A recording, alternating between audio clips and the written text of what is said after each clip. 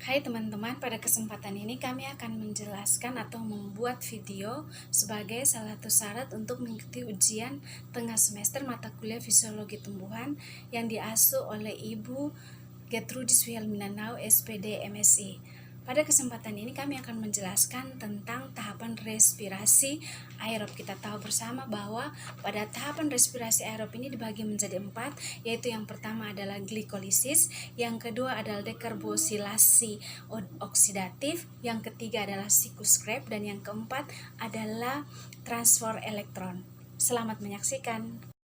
Kenalkan, nama saya Ingrid Indra Cornelis dengan nomor regis 141013. Saya akan menjelaskan tahap pertama respirasi aerob, yaitu glikolisis. Glikolisis adalah suatu proses pemecahan glukosa. Glukosa yang jumlahnya 6C akan diubah menjadi 3 atom. Glukosa 6C akan diubah menjadi glukosa 6P dengan memecah ATP menjadi ADP. Kemudian P-nya diikat oleh glukosa menjadi 6P. Glukosa 6P akan diubah menjadi fruktosa 6P. Fruktosa 6P akan diubah menjadi fruktosa 1,6 bifosfat. Di sini ada 2 bifosfat, dan dari mana datangnya? Yaitu dari pemecahan ATP menjadi ADP. Sehingga di sini ada 2 ATP yang dipecah. Ya baik teman-teman, pada kesempatan ini saya akan melanjut menjelaskan tahapan respirasi aerob pada glikolisis. Baik, seperti yang telah dikatakan oleh teman saya Ingrid Cornelis bahwa fruktosa 1,6 bifosfat, di sini bifosfatnya ada 2.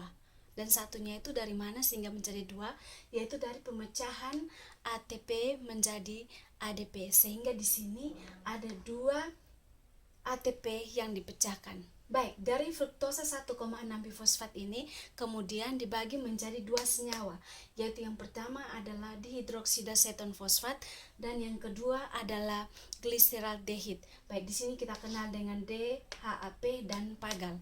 Kedua senyawa ini masing-masing memiliki 3 atom C. Jadi dihidroksiaseton fosfat ini dia memiliki 3 atom C, sedangkan gliseraldehid ini juga dia memiliki 3 atom C. Baik teman-teman, di sini ada 2 senyawa, yaitu yang pertama senyawa dihidroksiaseton fosfat dan gliseraldehid. Sesungguhnya kita tahu bahwa kedua senyawa ini memiliki proses yang sama. Oleh sebab itu pada kesempatan ini saya hanya akan menjelaskan tentang senyawa dihidroksiaseton fosfat saja. Baik, berikutnya senyawa dihidroksiaseton fosfat ini akan berubah menjadi senyawa dan ada 2. Dari senyawa dihidroksiaseton fosfat ini dia akan berubah menjadi 1,3 bifosfogliserat. Berarti di sini ada kata bi dan fosfatnya ada 2. Dan dari mana datangnya? Yaitu dengan mengikat pi atau fosfat anorganik disertai dengan pembentukan senyawa NAD menjadi NADH.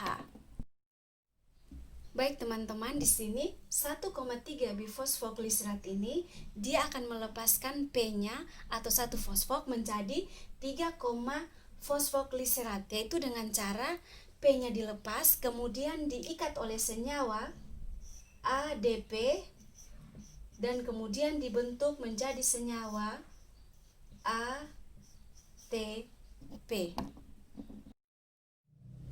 Selanjutnya 3 fosfogliserat ini akan dibentuk menjadi 2 fosfogliserat. Dari 2 fosfogliserat ini akan dibentuk fosfoenolpirufat. Dari fosfoenolpirufat ini maka akan masuknya molekul H2O. Dengan masuknya molekul H2O ini, maka fosfenol pirufat ini akan berubah menjadi asam pirufat. Di sini asam pirufat dia akan melepaskan P-nya, dan P-nya akan ditangkap oleh senyawa ADP. Kemudian di sini terbentuklah senyawa ATP. Baik teman-teman, ini adalah merupakan proses pembentukan glukosa menjadi asam pirufat yang tadi telah dijelaskan oleh teman saya Indri Cornelis, dan saya menjelaskannya sampai terakhir. Tapi pada kesempatan ini merupakan proses pembentukan glukosa menjadi asam pirufat yang begitu panjang. Terus bagaimana proses pembentukan glukosa yang begitu panjang bisa kita buat dalam proses pembentukan yang lebih sederhana saja? Baik teman-teman, tadi itu merupakan penjelasan saya mengenai proses pembentukan glukosa menjadi asam pirufat yang begitu panjang. Tapi pada kesempatan ini saya akan berusaha untuk menjelaskan atau meringkas proses pembentukan glukosa menjadi asam pirufat. Baik, kita tahu bersama bahwa di sini ada 4 ATP, yaitu 2 ATP yang dibentuk, ya, ada 1, ada 2, dan kemudian ada 2 ATP yang dipakai, ada 1 dan ada 2. Baik, berarti ada 4 ATP.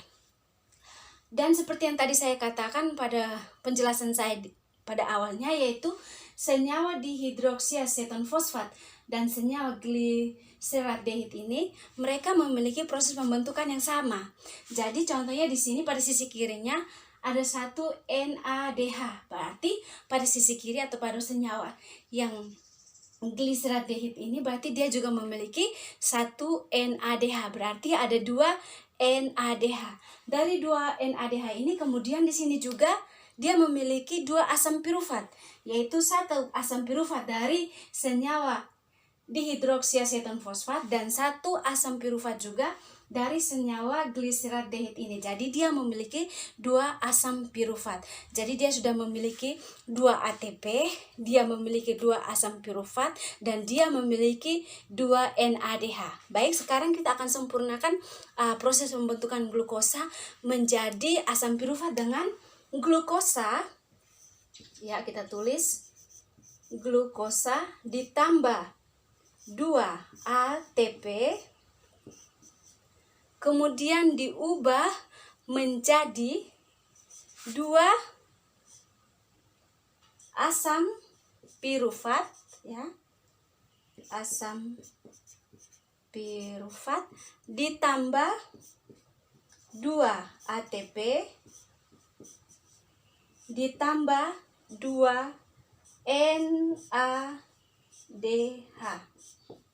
Jadi ini merupakan proses pembentukan glukosa menjadi asam pirufat yang sudah disederhanakan atau yang sudah diringkas. Jadi proses yang begitu panjang yang tadi kami jelaskan, maka dia akan berubah menjadi glukosa ditambah 2 ATP, kemudian diubah menjadi 2 asam pirufat ditambah 2 ATP ditambah 2 NADH. Sekian dan terima kasih. Akan menjelaskan materi yang kedua, yaitu tahap dekarboksilasi oksidatif. Tahap dekarboksilasi oksidatif adalah reaksi oksidasi di mana gugus karboksil dikeluarkan oleh molekul dan membentuk gugus asetil, kemudian melepaskan menjadi karbon oksidasi. Tahap ini berlangsung di dalam mitokondria. Reaksi pertama diawali dengan asam pirufat menjadi asetil koenzim A. Perubahan tersebut menghasilkan molekul CO2 dan NADH. Artinya, satu molekul asam pirufat menghasilkan satu molekul asetil koenzim A, CO2, dan NADH. Oleh karena itu, pada tahap glikolisis akan menghasilkan 2 asam pirufat.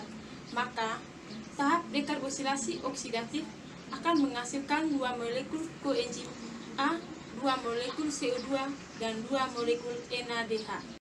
Baik, saya akan menjelaskan gambar dari tahap dekarboksilasi oksidatif. Yang pertama, asam pirufat. Asam pirufat ini memiliki 3 atom karbon. Asam pirufat ini diubah lagi menjadi asetil koenzim A. Asetil koenzim A ini memiliki 2 atom karbon. Asam pirufat ini ketika diubah menjadi asetil koenzim A, dia akan melepaskan satu gugus karboksilat, yaitu COO. Nah, di COO ini akan membentuk lagi menjadi CO2. Masuklah koenzim A. Koenzim A ini akan berikatan lagi dengan satu karbon yang tersisa dalam bentuk CH3CO-. CH3CO- akan melepaskan satu elektron, kemudian ditangkap oleh NAD+. Dari NAD+ ini akan membentuk lagi menjadi NADH. CH3CO- akan berikatan lagi dengan koenzim A, akan menghasilkan asetil koenzim A. Baik, perkenalkan, nama lengkap saya Lydia Natalia Abraham dengan nomor induk mahasiswa 141-18009. Tahapan respirasi aerob yang akan saya bahas adalah tahapan ketiga, yaitu siklus Krebs. Siklus Krebs merupakan tahapan respirasi aerob yang terjadi atau yang berlangsung dalam matriks mitokondria.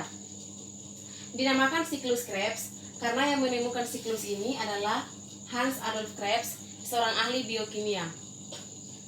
Pada dasarnya, siklus Krebs ini terjadi berulang-ulang secara terus-menerus sehingga membentuk lingkaran di mana asetil CoA akan berkondensasi dengan asam oksaloasetat sehingga membentuk asam sitrat. Lalu, melalui serangkaian reaksi, maka akan menghasilkan asam oksaloasetat kembali.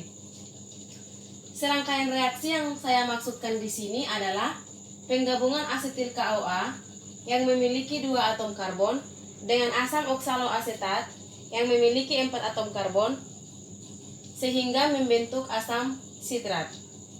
Reaksi ini dibantu oleh enzim sitrat sintetase. Kemudian, terjadi pelepasan dan penambahan H2O pada asam sitrat sehingga mengubah asam sitrat menjadi asam isositrat. Reaksi ini dibantu oleh enzim akonitase.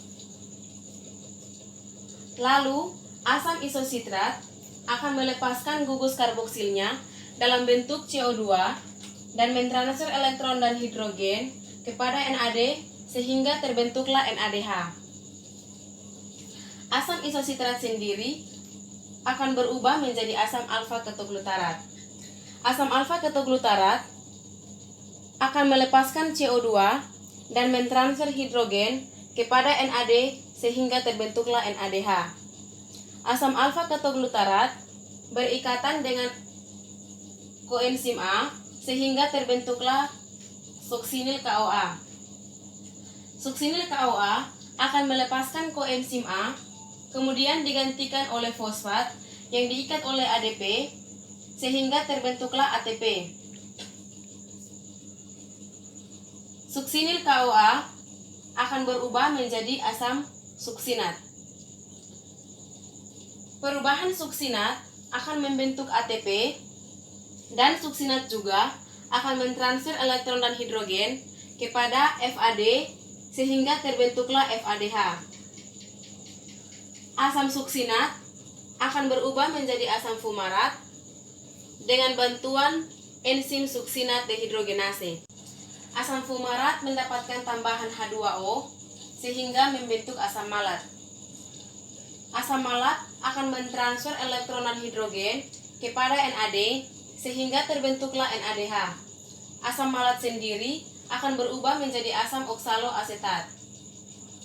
Asam oksaloasetat yang dihasilkan akan menangkap asetil CoA sehingga membentuk lingkaran dan siklus Krebs terus berlangsung.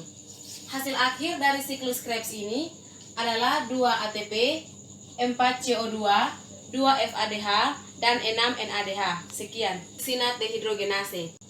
Asam fumarat mendapatkan tambahan H2O sehingga membentuk asam malat. Asam malat akan mentransfer elektron dan hidrogen kepada NAD sehingga terbentuklah NADH. Asam malat sendiri akan berubah menjadi asam oksaloasetat. Asam oksaloasetat yang dihasilkan akan menangkap asetil CoA sehingga membentuk lingkaran dan siklus Krebs terus berlangsung. Hasil akhir dari siklus Krebs ini adalah 2 ATP, 4 CO2, 2 FADH, dan 6 NADH. Sekian. Selamat pagi teman-teman. Selamat pagi Ibu. Perkenalkan, nama saya Yohanes Van Mekong dengan nomor regis 141 18 dan 014. Pada kesempatan ini saya ingin menjelaskan tentang transport elektron. Transport elektron merupakan proses terakhir dari respirasi aerob, di mana akan dihasilkan ATP dari NADH dan FADH2 hasil dari glikolisis. Secara singkat, transport elektron untuk NADH sebagai berikut. Kita akan lihat bersama-sama. Baik teman-teman, saya akan menjelaskan gambar ini, yaitu proses transport elektron. Oke, yang pertama kita mulai dari sini. NADH, molekul NADH akan melepaskan elektronnya dan ditangkap oleh kompleks protein 1 dan kemudian menuju ke ubiquinon. Menuju ini ubiquinon yang disimbol huruf Q. Saat elektron meninggalkan kompleks protein 1, maka sebuah H+ akan dilepaskan menuju ruang antar membran, di sini. Ini ya. Dan kemudian dari ubiquinon, elektron akan menuju ke kompleks protein 3, di sini. Di kompleks protein 3. Dan kemudian menuju ke sitokrom C. Di sini. Ini sitokrom C. Saat elektron meninggalkan kompleks protein 3, maka sebuah H+ juga akan terlepas, melepaskan satu H+ ke ruang antar membran. Nah, dari sini, dari sitokrom C, maka menuju ke dari sitokrom C, elektron akan menuju kompleks sitokrom 4. Sitokrom 4 ya, di sini. Ini sitokrom 4 dan kemudian menuju penerima elektron paling terakhir, yaitu O2 di sini. Di sini. Dari keseluruhan proses transport elektron ini, maka yang dihasilkan adalah oksigen 2H, elektron menjadi H2O. Dari sekian saja penjelasan dari saya teman-teman. Sekian dan terima kasih.